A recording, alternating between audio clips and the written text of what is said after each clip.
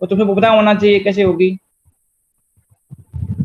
देखो ए जो पार्ट है यहाँ पे, ये बड़ा पार्ट है, इसको हम देखें तो यहाँ पे, यहाँ से करंट कितनी आ रही है, आई आ रही है।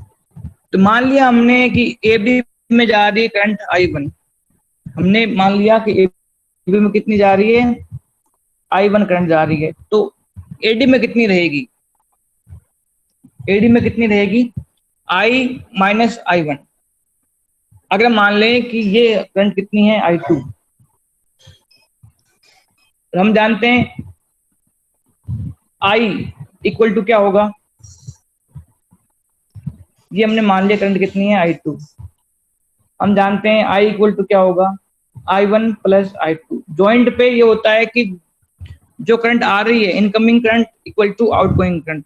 तो इनकमिंग तो I है और आउटगोइंग क्या है, I1 और I2। इन दोनों का सम, I1 I2 का सम क्या होगा, I के इक्वल होगा। तो हम करेंगे तो I2 क्या होगा, I2 की वैल्यू हमारे पास क्या होगी, I माइनस I1। हमें यहाँ पे दो अननोन क्वांटिटी रखनी है हमेशा। जितनी कम क्वांटिटी अननोन रखेंगे उतना हमारे लिए बेनिफिट रहेगा सर्किट को एनालाइज करने में। जितनी हम कम क्वांटिटी रखेंगे उतना ही हमारे लिए इजी होगा सर्किट को एनालाइज करने में। तो हमने क्या किया, यहाँ पे I2 हटा दिया, हमारे पास दो अननोन क्वांटिटी है I और I1। तो हमने यहाँ पे इसको वैल्यू फाइंड कर ली I2 की, और I2 को हमने लिख दिया यहाँ पे I माइनस I1।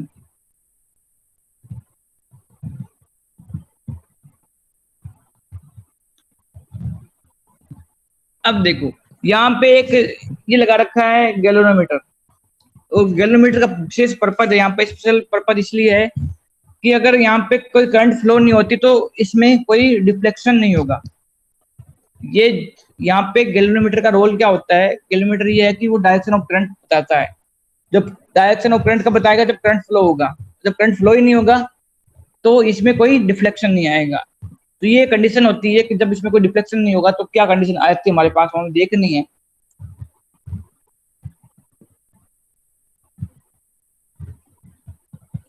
चलिए अब मान लो हम स्टार्टिंग में ये मान चल रहे हैं कि कुछ करंट वापस, देखो इस पॉइंट पे कुछ करंट क्या होगी, डिवाइड होगी, क्योंकि ये वापस ज्वाइंट आ गए हमारे पास। और जब ज्वाइंट आ गया तो I1 अगेन दो पार्ट में डिवाइड होगी। एक तो IG means current of galvanometer.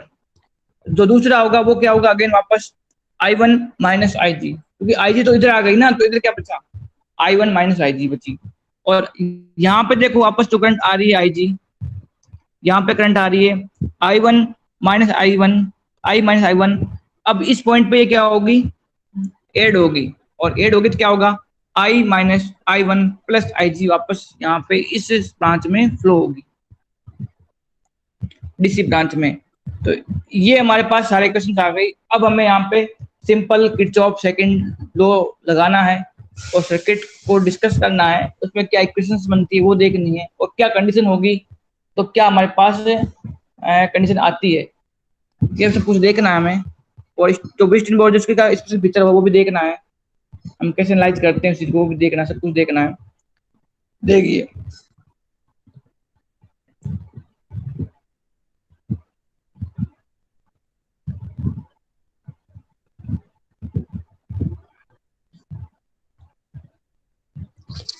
Wheatstone bridge current through the arms are assumed by applying Kirchhoff's junction rule और Kirchhoff's first rule।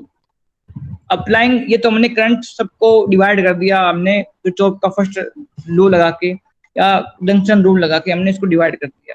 अब हम अप्लाई करेंगे किरचॉफ सेकंड लॉ, उसे बोलते हैं हम लूप रूल।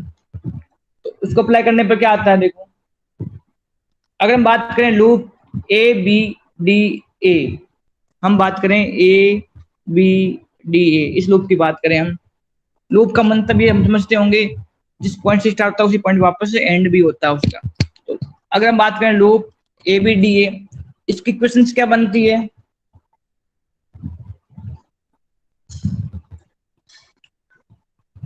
इसकी इक्वेशन बनेगी आपके, देखो हम चलते हैं इस पे,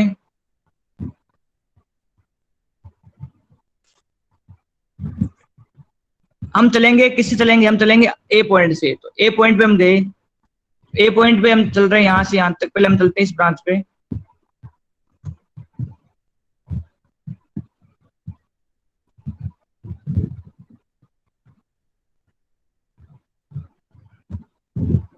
हम चल रहे हैं इस ब्रांच पे ए से बी, तो ए से बी चल रहे हैं, तो ए से बी में चलने पर पी क्या है, यहाँ पे एक रेजिस्टेंस है और यहाँ पे कुछ पोटेंशियल ड्रॉप होता है।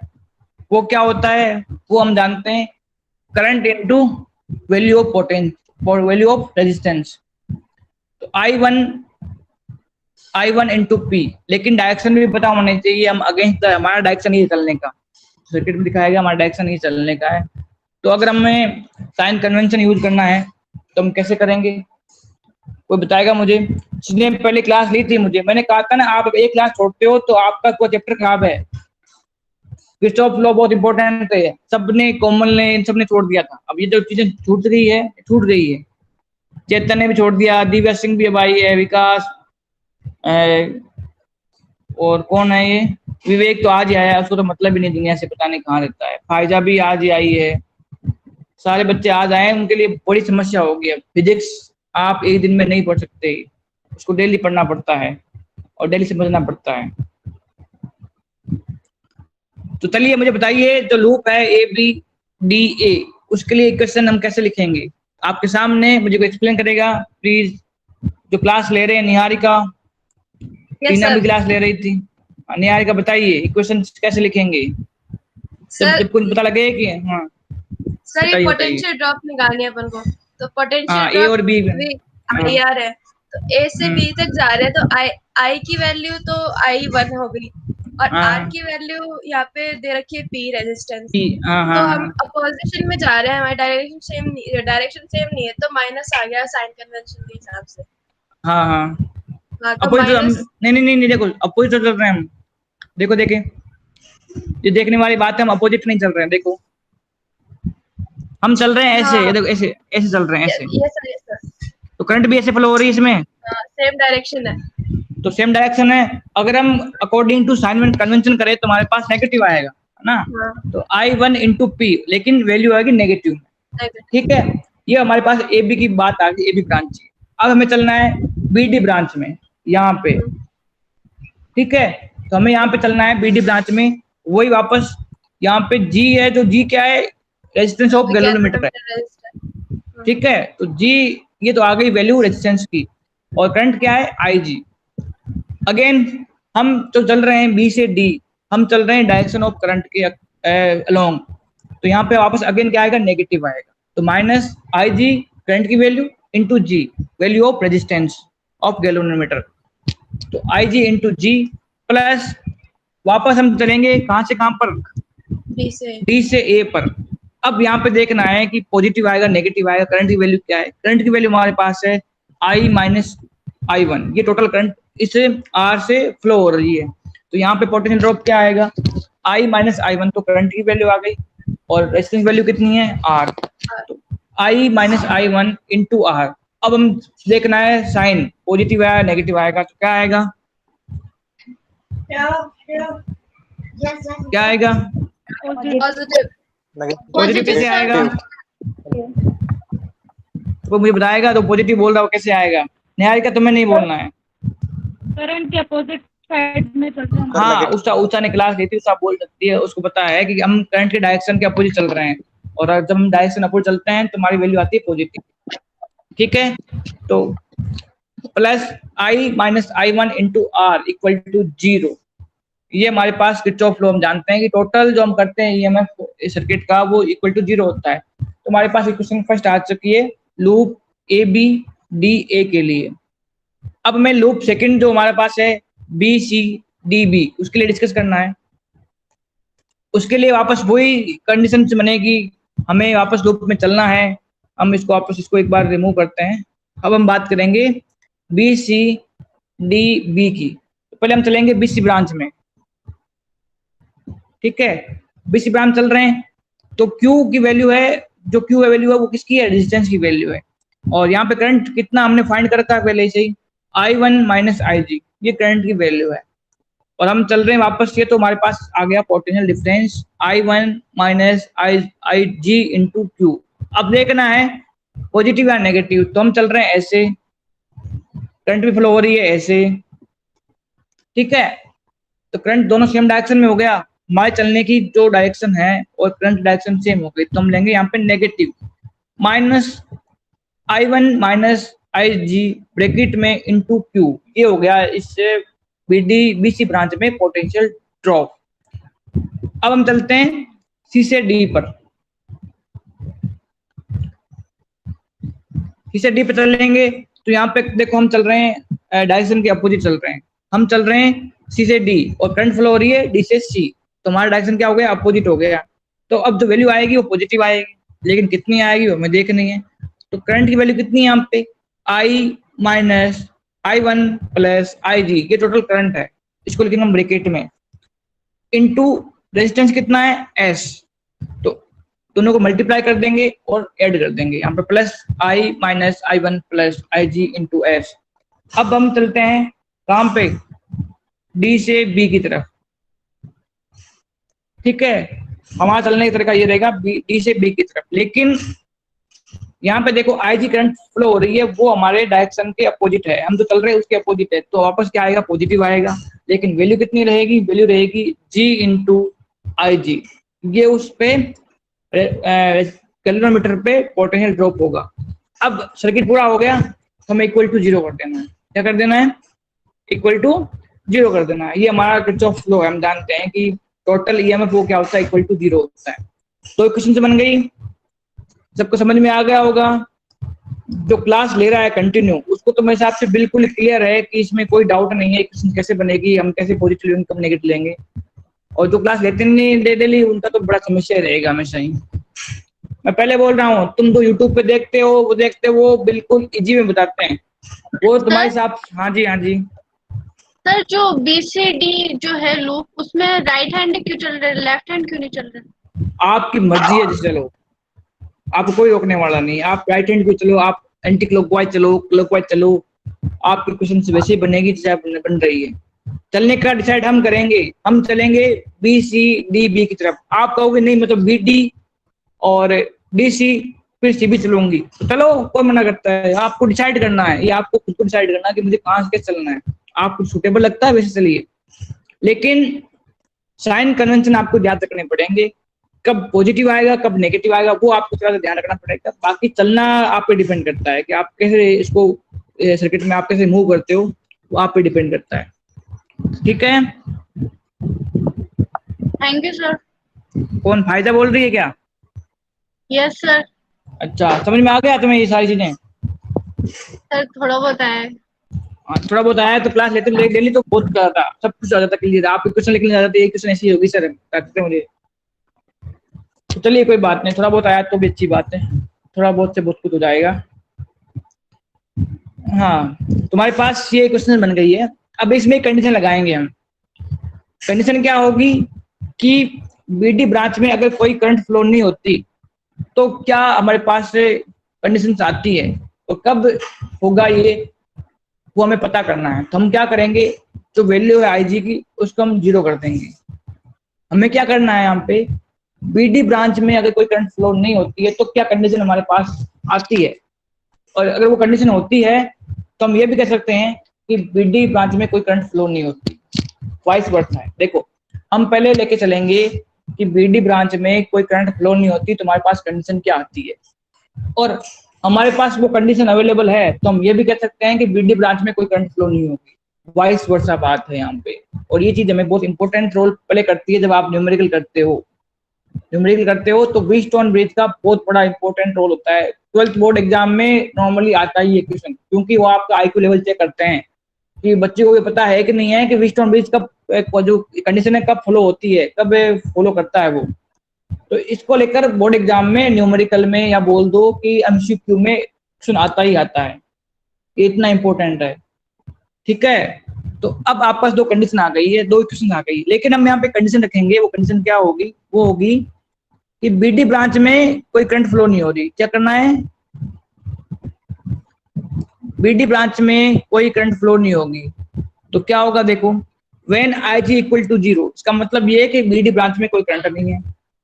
The bridge is said to be balanced, और इस कंडीशन में हम कहेंगे ब्रिज क्या है, बैलेंस कंडीशन में है। बैलेंस का मतलब क्या होता है वो देखते हैं, चलो आगे। अब हमें क्या करना है कि जहाँ पे IG है वहां पे 0 रखना है। जहाँ पे आई जी है वहां पे 0 रखना है। तो रख के देखिए क्या आता है, और मेरे हिसाब से आप सोल्व करोगे तो P upon Q equal to R upon S आएगा। आप करके देख लीजिए, दोनों कंडीशन को सोल्व करके देख लीजिए। जहाँ पे आई जी है अपने नोटबुक में कीजिए, जहाँ आई जी है वहां 0 रखिए, और मुझे बताइए कंडीशन क्या आती है। पहली जो कंडीशन, पहली क्वेश्चन है, यहाँ पे देखो, यहाँ पे ये रही, यहाँ पे आई जी इक्वल टू 0 रखेंगे तो माइनस आई वन पी, आई जी 0 हो गया, इसका मतलब आई जी इंटू जी तो 0 निकल गया। इसको हम सोल्व करते हैं यहाँ पे भी, चलो तो बड़ा कर लेते हैं और इसको सोल्व करते हैं हम। देखो हमारे पास इक्वेशन फर्स्ट ये है ना, तो हमें क्या करना है, यहाँ पे हमें ये करना है कि आई वन पी माइनस का है, आई जी वैल्यू 0 है तो ये जो टर्म है सेकंड टर्म ये हट जाएगी, plus I minus I one into R equal to 0। अब देखो आई वन जो है उसे कॉमन लो आप, तो ये इसको लिखें तो I one P equal to plus I R in minus I one R equal to 0। कोई सोल्व कर रहा नहीं कर रहा, सोल्व करके देखो, ये आपको करना पड़ेगा और कंडीशन मुझे बतानी है। हाँ करो करो, तो क्या आता है देखो, आप मुझे बताओ। दोनों इक्वेशन में जहां आई जी है वहां 0 पुट कर दो और कुछ नहीं करना, उसको सोल्व करना आगे बस।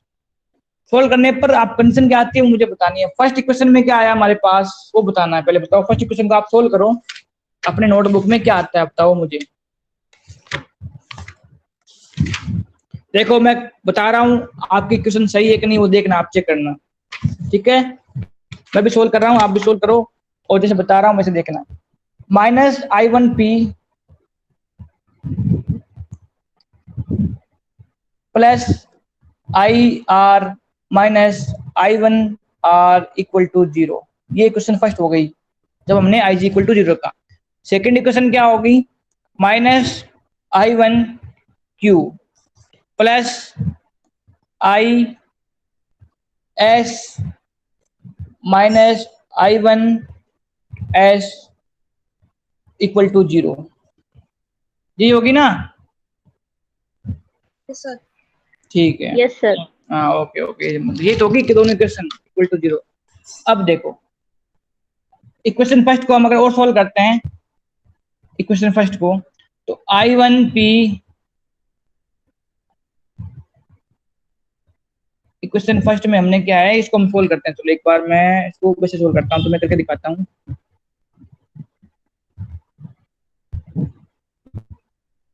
मैं करके दिखा देते हैं, चलो।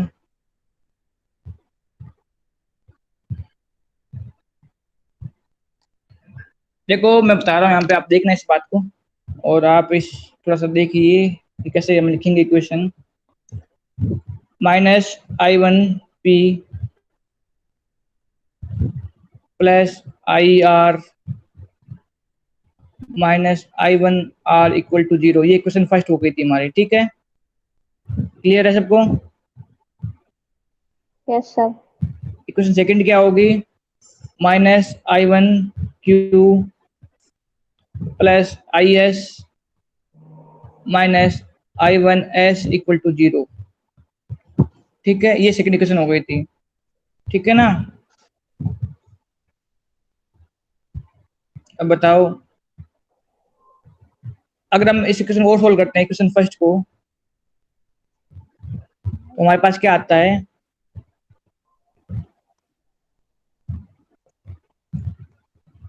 आई R equal to I one P plus I one R, ये आता है ना। अगर इसको हम सोल्व करते हैं, I R equal to I one P plus I one R, ठीक है। सेकंड सोल्व करते हैं, सेकंड इक्वेशन कहाँ हमारे पास, ये रही।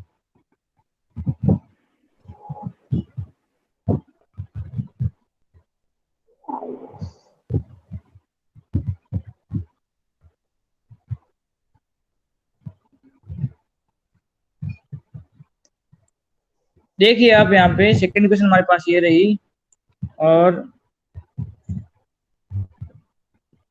चलिए सोल्व करते हैं। हमारे पास देखो, तो हमारे पास आता है आई एस इक्वल टू क्या आता है, I1s plus I1Q। I1Q plus I1S, ठीक है, ये आएगा ना। Yes sir. अगर हम इन दोनों को डिवाइड कर दें इक्वेशन को, इसको नाम दिया हमने 3, इसको नाम दिया 4, इसको नाम दिया 2, तो इक्वेशन डिवाइड 3/4, तो क्या आता है बताओ मुझे।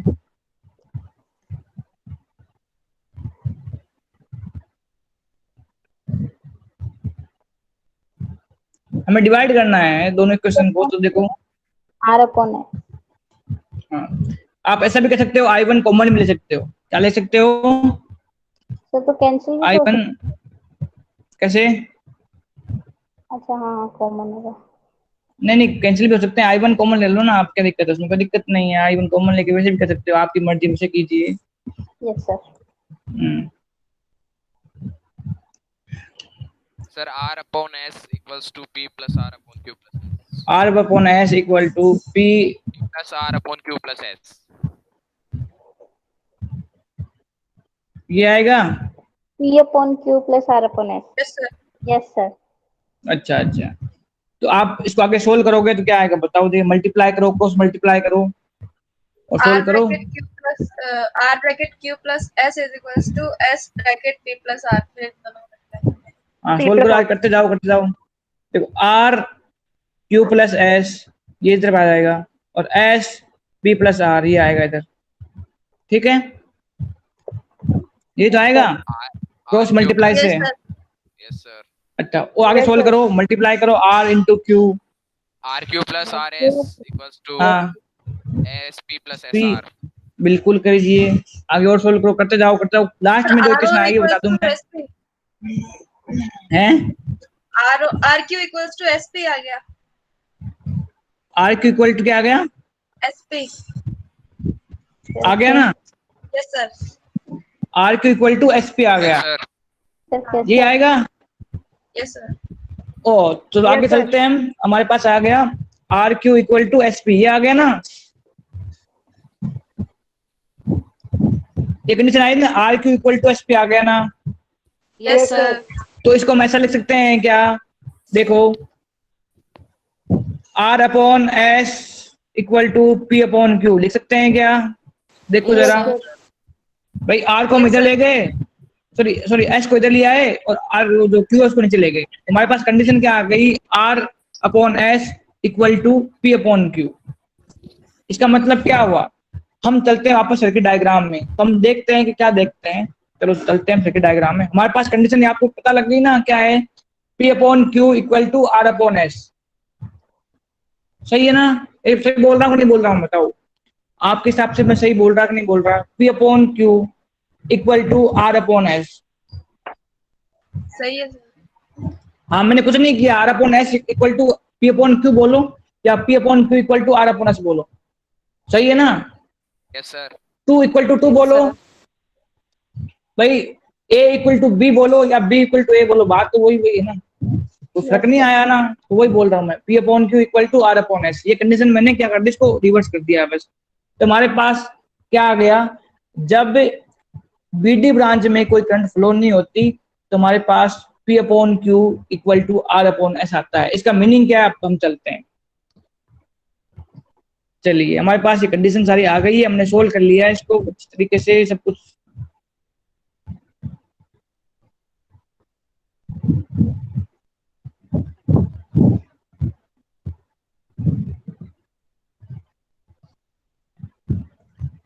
चलिए हमारे पास ये कंडीशन आ चुकी है, हमने इसको सोल्व भी कर लिया है।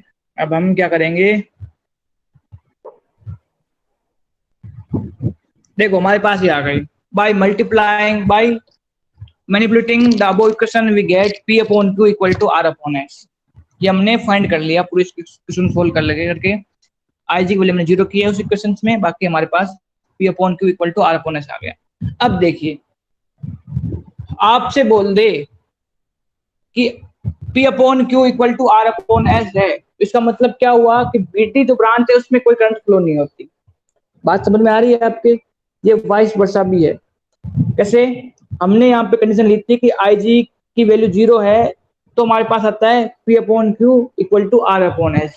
अगर हम ऐसा बोल दें कि हमारे पास रेशियो पता है हमें P/Q का और R/S का, दोनों का रेशियो बराबर है, तो हम ये कह देंगे कि BD ब्रांच में कोई करंट फ्लो नहीं होती। बात तो एक ही है ना? समझ में भाई, समझो आप, जब IG 0 है तो हमारे पास P/Q इक्वल टू R/S होता है। अगर हम ऐसा बोल दें कि P/Q इक्वल टू R/S है तो IG की वैल्यू 0 होगी। बात तो होगी वही ना, कुछ चेंज तो हुआ नहीं स्टेटमेंट। हम क्या करेंगे देखो, अब हमें पहचानना कैसे कि मान लो यहाँ पे 2 ओम दे रखा है, कितना दे रखा है? P की वैल्यू मानता हूं मैं 2 ओम और R की वैल्यू मानता हूं मैं 4 ओम और Q की वैल्यू हमारे पास 3 ओम और S की वैल्यू हमारे पास 6 ओम। हमने एज्यूम किया है कि P की वैल्यू कितनी है? 2 ओम। R की वैल्यू कितनी है? 4 ओम। 4 ओम। ठीक है, और Q की वैल्यू कितनी है? 3 ओम और S की वैल्यू कितनी है? 6 ओम। 6 ओम। सारी वैल्यू पुट कीजिए इस इक्वेशन में। 2/3 equals to 2/3। 2/3 इक्वल्स टू 2/3, इसका मतलब बराबर आ रहा है? Yes sir. आ रहा है बराबर? यस तो इसका सर। मतलब क्या हुआ कि जो BD ब्रांच है वहां पे कोई करंट फ्लो नहीं होगी। इसका मतलब आपको जो ये G है ना, जी, जब यहाँ पे कोई करंट फ्लो नहीं होगी तो G की वैल्यू क्या होगी? 0 होगी। 0। हमें G को कंसीडर करना ही नहीं है, चाहे कितना भी हो वहां पे 10 ओम हो, 20 ओम हो, 40 ओम हो, कितना ही लगा रखा हो, उसको हमें कंसीडर करना ही नहीं है, क्योंकि वहां पे करंट फ्लो ही नहीं हो रही। और जब करंट फ्लो नहीं होती तो पोटेंशियल डिफरेंस भी नहीं होता, वहां पे पोटेंशियल ड्रॉप भी नहीं होता। बात आई समझ में? Yes sir. Yes sir. बस मतलब ये है कि अगर रेशियो बराबर है P/Q और R/S का, तो IG में G में गैल्वेनोमीटर में कोई करंट फ्लो नहीं होगी, और जब करंट फ्लो नहीं होती तो हम उसको उसका रेजिस्टेंस वैल्यू हम 0 कंसीडर करेंगे। क्या करेंगे? 0। वहां पे कोई रेजिस्टेंस है ही नहीं, उसे मतलब ही रेजिस्टेंस से करंट फ्लो नहीं हो रही तो पोटेंशियल ड्रॉप भी नहीं होगा, और उसको हमें कंसीडर भी नहीं करना है। उसको हम क्या मानेंगे? उसको हटा देंगे। क्या कर देंगे? उसको वहां से हटा देंगे। और जो हमारे पास आता है सिंपल, क्या आता है? सिंपल सर्किट आता है, उसको हमें सोल्व करना है। तो इसका एग्जांपल हम करते हैं। चलो, एक आपको देखना है, जो इक्वेशन है हमारे पास, देखो ये जो सेकंड जो हमारे पास डायग्राम है, इसको आपको देखना है, बताना है कि इसमें क्या कंडीशन है।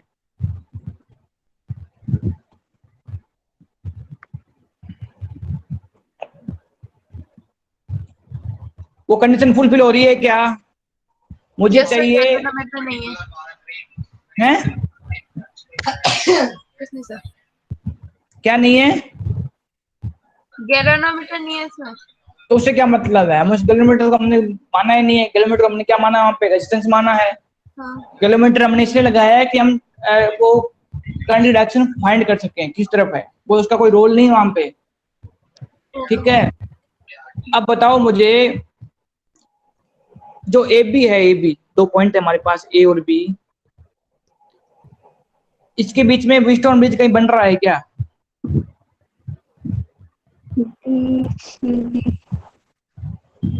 देखो मैं बता रहा हूँ, सर्किट का जो डिजाइन है वो कैसा भी हो सकता है, वो आपको देखना पड़ेगा।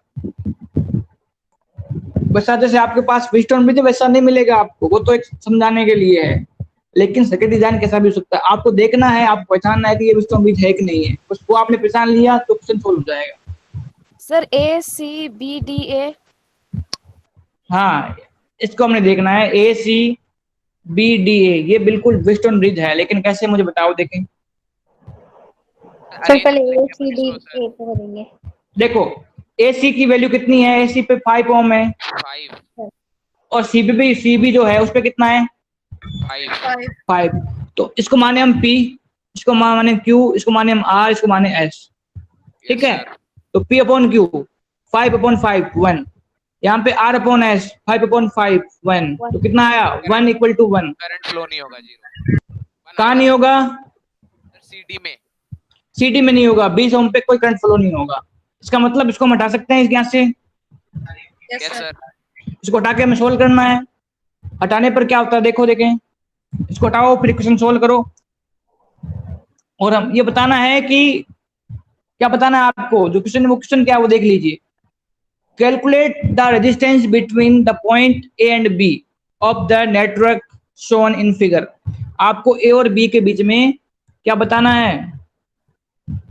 रेजिस्टेंस, इक्विवेलेंट रेजिस्टेंस बताना है ना, वो आपको बताना है। बताइए कैसे होगा, बताओ मुझे।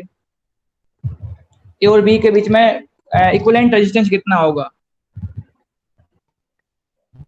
आपको ये पता लग गया कि 20 ओम का यहाँ पे कोई रोल नहीं है, इसको हम हटा सकते हैं। इसको हमने हटाया तो हमारे पास ACB ये बन गया और ये बन गया ADB। तो ACB कौन से कॉम्बिनेशन में है? ACB कौन से कॉम्बिनेशन में है? सीरीज में या पैरेलल में है?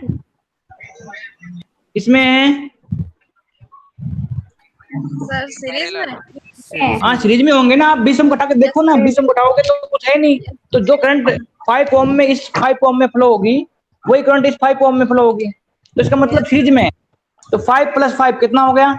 10 ओम। 10। इसका मतलब ये हो गया AB के बीच में 10 ओम का एक रेजिस्टेंस लगा हुआ है। अब चलते हैं हम नीचे वाले में, AD और DB के बीच में।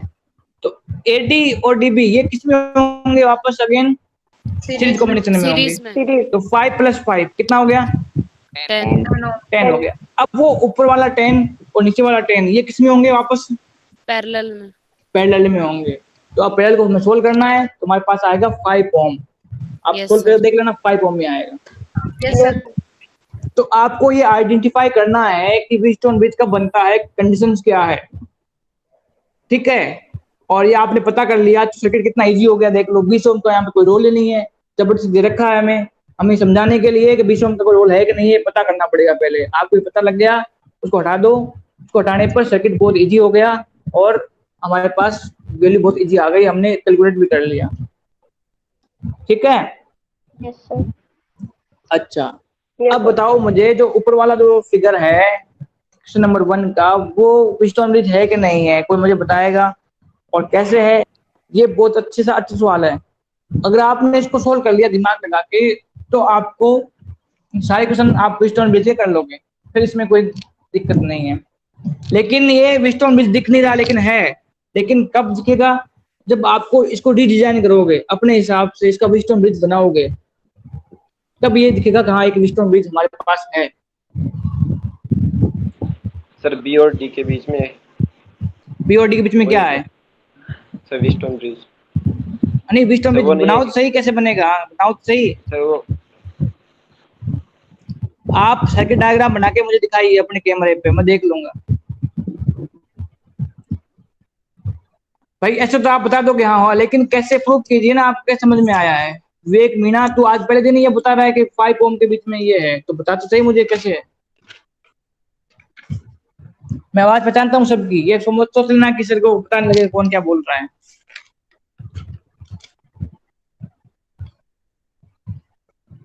तो मुझे बताओ कि ये व्हीटस्टोन ब्रिज है कि नहीं है, पहले ये बता दो।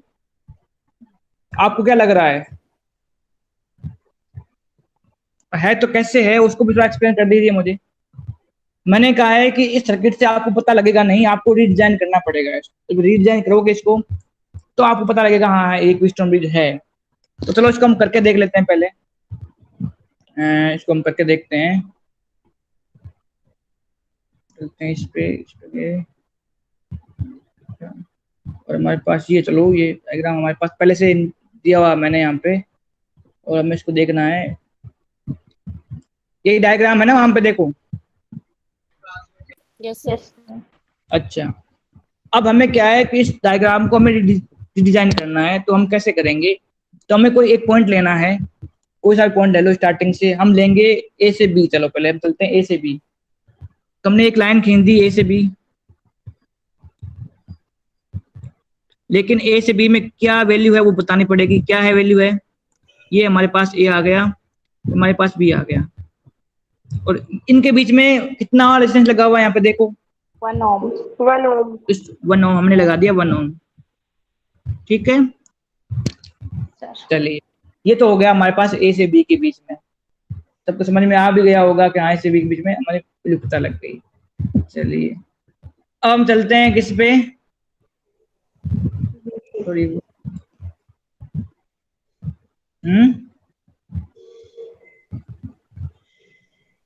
अब चलते हैं हम बी से सी की तरफ। कहाँ चलेंगे? बी से सी। देखो ये रहा बी से सी, तो बी से सी हमने ले लिया यहाँ पे, ये रहा बी से सी हमने कर दिया, रेजिस्टेंस है हमारे पास, उसको हमने कर, ठीक है। इसकी वैल्यू कितनी है यहाँ पे? ये आ गया सी पॉइंट हमारा, और इसके बीच में कितनी है देख लो, बी से सी बीच कितना है? 2 ओम। चलो हमने 2 ओम लिख दिया, चलो ये हो गया। अब हम चलेंगे डी पॉइंट पे। एक पॉइंट बचा है हमारे पास, ए भी आ गया, सी भी आ गया, और डी पॉइंट बचा है, तो हम डी लिख लेंगे नीचे, हमारे इजी वे में करने के लिए हम डी क्या ले लिया, नीचे ले लेंगे हम, ठीक है। तो हमने डी ले लिया यहाँ पे,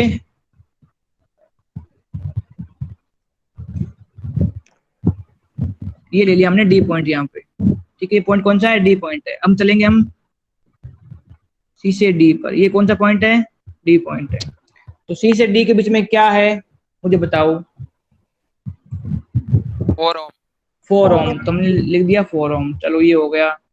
अब हमें चलना है ए से डी की तरफ, ठीक है। चलो ये हमने ले दिया, ए से डी की तरफ लिया, और ये वैल्यू आ गई हमारे पास। ये कितनी है? देखो ए से डी में कितना है? 2 ओम। दिख रहा है ना आपको? 2 ओम। Yes sir. चलिए ये हो गया। अब एक और बचा हुआ है, उसको हम ड्रॉ कर लेते हैं, लास्ट फाइनल है।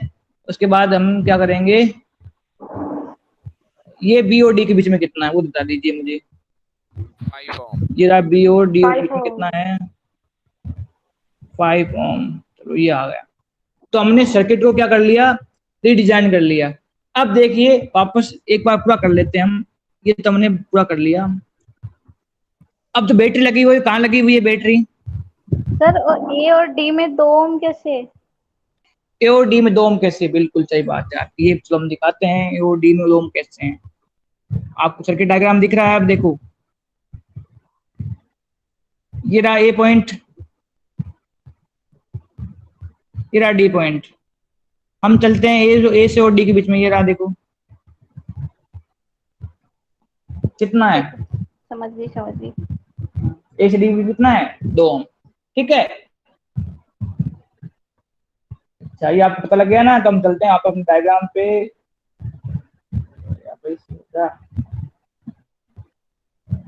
चलिए हमारे पास सोल्व हो गया है, हम चलते हैं आप पूरा सर्किट को बनाते हैं एक बार कंप्लीट, उसके बाद हम देखेंगे क्या बनेगा क्या नहीं बनेगा।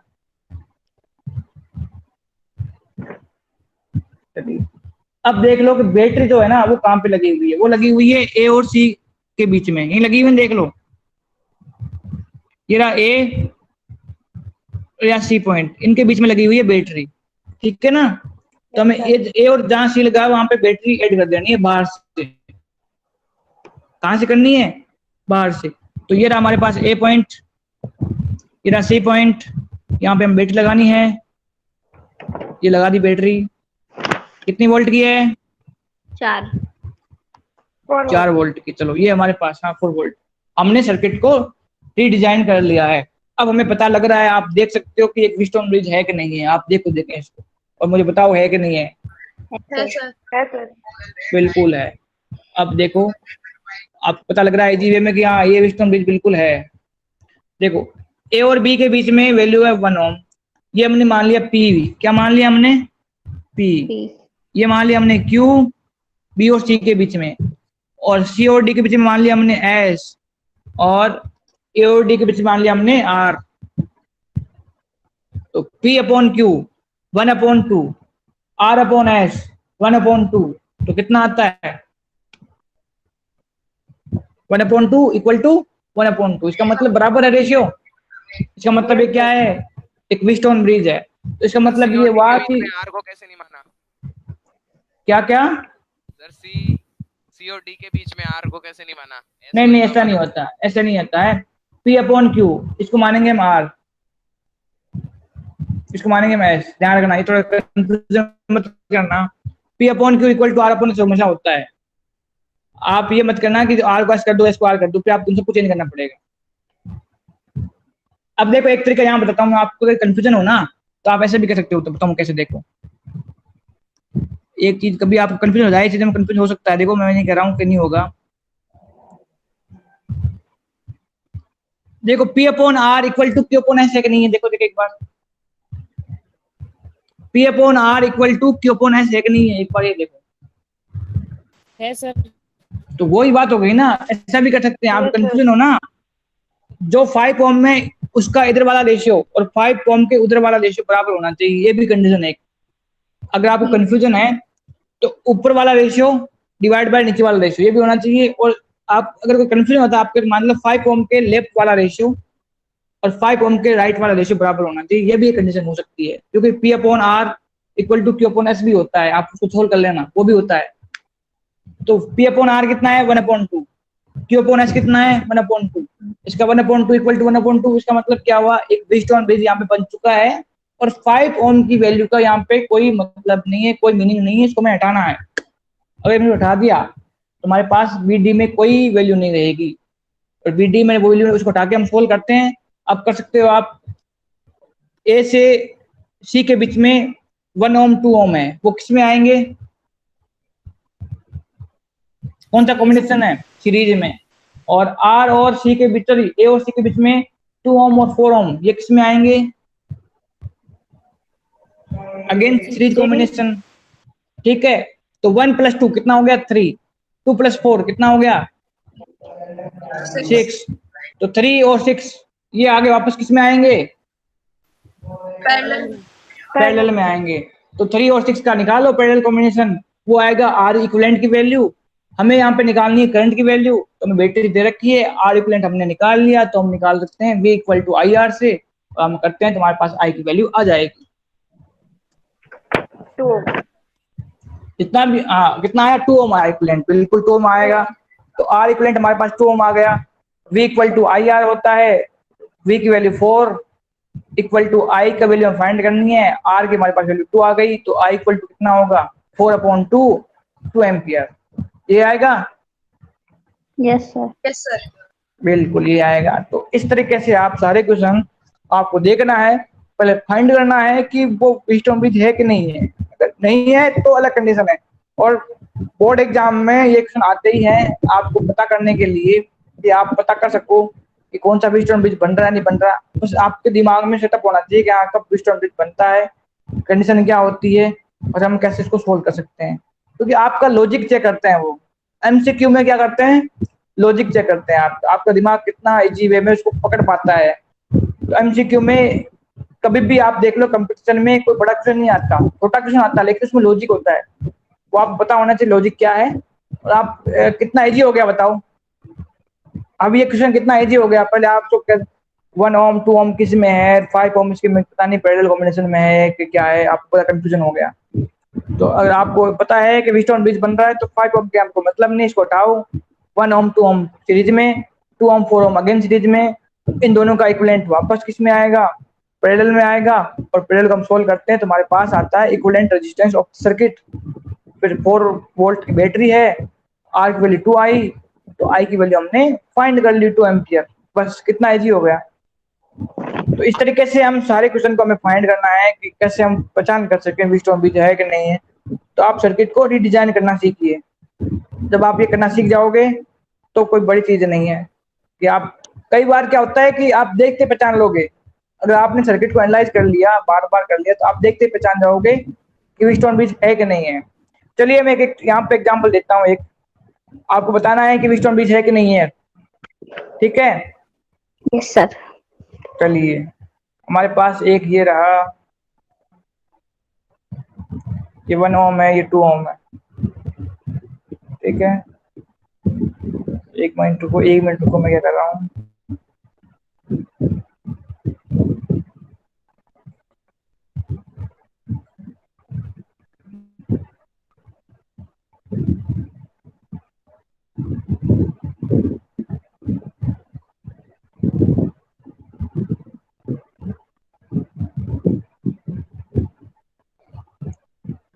आपको समझ में तो आ रहा है ना सर्किट डायग्राम।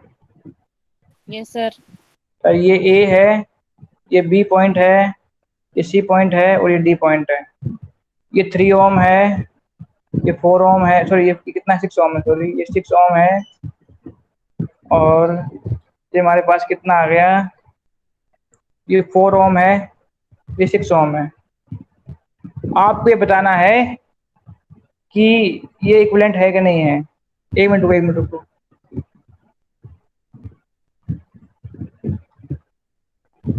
एक मिनट रुको, मैं बता रहा हूँ।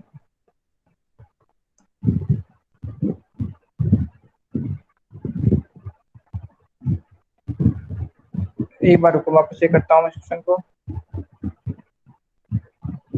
ये 6 ओम है, बिल्कुल है, 6 ओम है।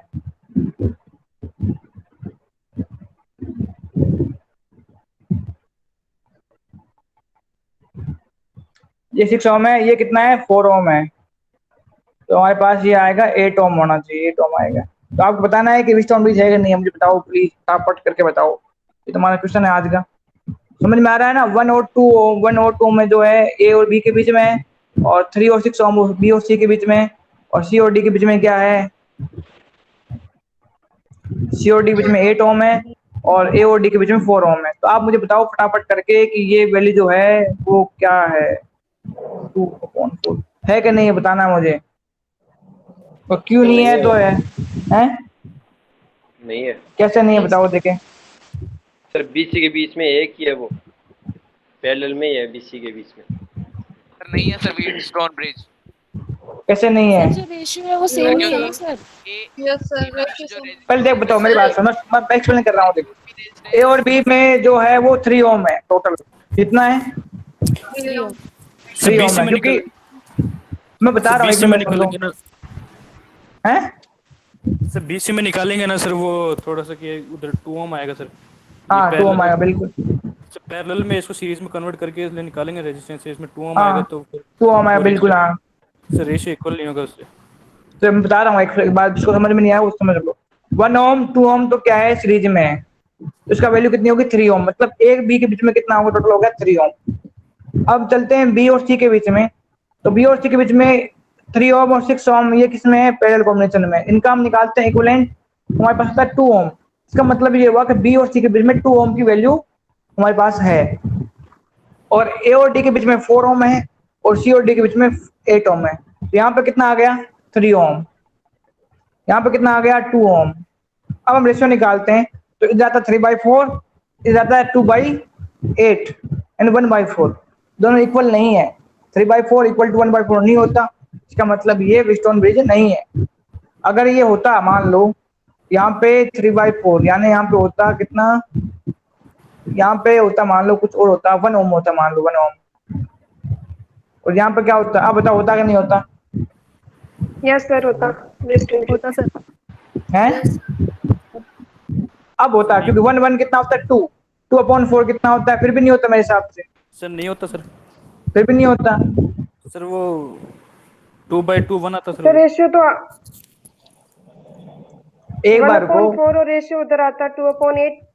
सर नहीं आता। हाँ नहीं आता, नहीं आता, नहीं आता। आप देख लो, 2/4 होता 1/2। इधर क्या आता? 2/8 1/4, वो भी बराबर नहीं है। सर दोनों साइड से नहीं आ रहा।